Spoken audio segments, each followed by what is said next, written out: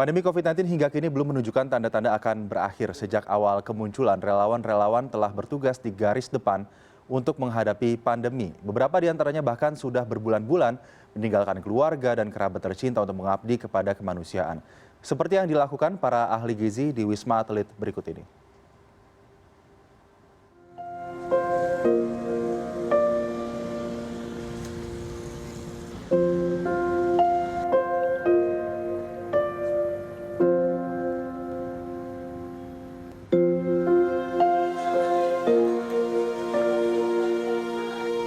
Ajeng Prabawati adalah salah satu dari 41 ahli gizi yang bertugas di Rumah Sakit Darurat COVID-19 Wisma Atlet.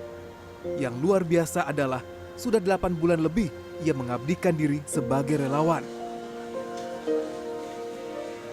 Selama itu pula, Ajeng dilarang berinteraksi secara langsung dengan orang di luar Wisma Atlet. Ini diperlukan untuk mencegah penularan virus COVID-19.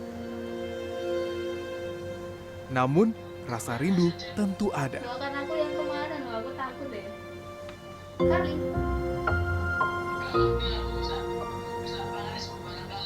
Reaksinya kaget dan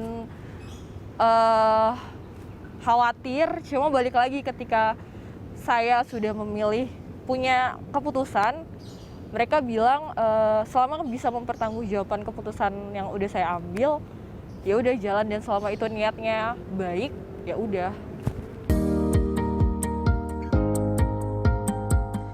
Sebagai ahli gizi, Ajeng memiliki peran yang sangat penting.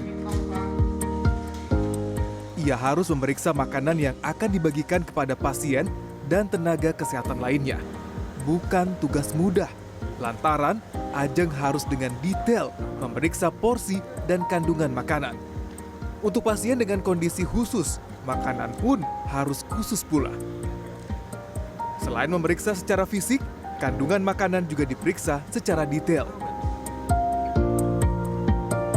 Kita melakukan pemorsian diet pasiennya khusus, terus kita juga merekap order diet, kita menghitung nilai gizi dari makanan yang sudah kita gramasikan, terus kita juga melakukan organoleptik dengan kita melihat aromanya makanan itu seperti apa, baunya seperti apa, tekstur, terus juga kita ada food security. Jadi semua makanan di sini kita lakukan pemeriksaan food security untuk diuji apakah mengandung cyanida, arsenik, rodamin B atau formalin seperti itu. Ketika makanan itu aman, akan dibawa didistribusikan ke nakes dan juga ke pasien. Tapi ketika makanan itu tidak aman, kita lakukan penggantian menu seperti itu.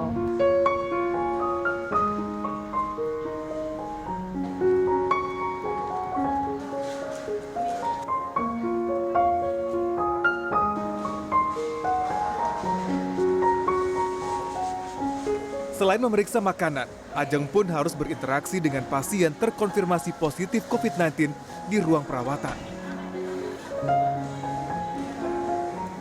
Tugas ini tentu mengandung resiko. Karenanya, selayaknya tenaga kesehatan lain, Ajeng pun harus mengenakan alat pelindung diri lengkap saat bertemu pasien.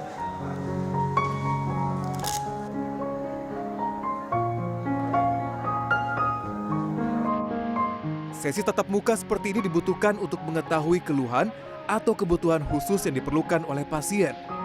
Asupan gizi yang tepat tentu bisa membantu mempercepat penyembuhan pasien. Apalagi hingga kini obat COVID-19 masih belum ditemukan. Jadi kita melakukan screening lanjutan kepada pasien-pasien yang baru masuk dengan melakukan penimbangan berat badan. Terus kita juga menanyakan terkait pasien tersebut ada alergi makanan atau tidak, terus adakah riwayat penyakit atau tidak. Jadi itu data yang kita butuhkan untuk kita memberikan diet yang sesuai dengan kondisi pasien untuk mempercepat proses pemulihan terhadap pasien tersebut gitu.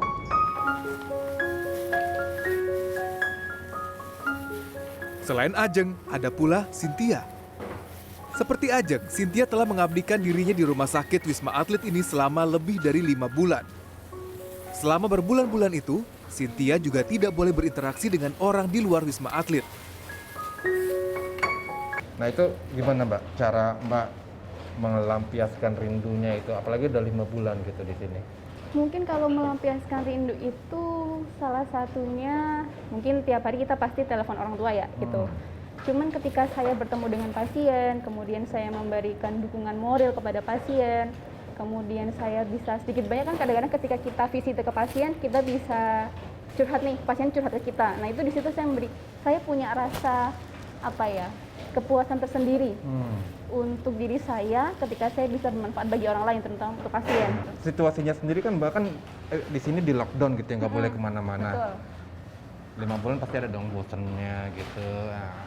Nah, gimana caranya itu supaya melampiaskan rasa bosan? Kalau misalnya bosan pasti sih ya, homesick juga ya pasti. Iya. Kalau melampiaskan sih mungkin karena di sini kita juga tidak sendiri, istilahnya kita relawan di sini dari gizi, terutama unit gizi, kita juga sudah seperti teman. Terus di keluarga sini- malah mungkin betul. ya. Selama ini, peran tenaga ahli gizi memang kurang terdengar dibanding tenaga kesehatan lain seperti dokter atau perawat. Padahal, peran mereka sangat vital dalam perang melawan pandemi. Ini merupakan satu momen kesempatan bagi profesi ahli gizi untuk memperkenalkan eksistensinya, bahwa ahli gizi itu juga bisa dan mampu berperan mengambil bagian untuk turut serta menyelesaikan pandemi ini. Jadi harapan saya ke depan, jadi masyarakat juga memahami bahwa kondisi seperti ini ahli gizi sangat bisa memungkinkan untuk membantu berperan sesuai dengan kapasitas profesinya.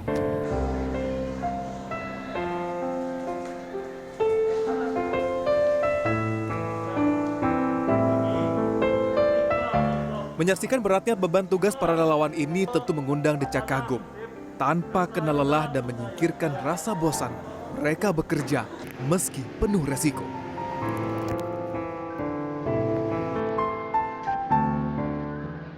Kuncinya adalah kebersamaan, dan satu adalah mereka betul-betul menyadari bahwa betapa pentingnya ini kita mensupport teman-teman atau pasien-pasien yang kita layani, sehingga dengan semangat itu tentunya mereka betul-betul menyiapkan dengan baik, dan sampai saat ini saya lihat mereka tetap merasa fresh gitu ya, tetap merasa senang gitu untuk memberikan pelayanan gizi yang baik itu dari unsur mereka di petugas-petugas di dapur, dan juga unsur mereka yang menilai gizinya dari teman-teman unit gizi di Rumah Sakit Darurat COVID-19.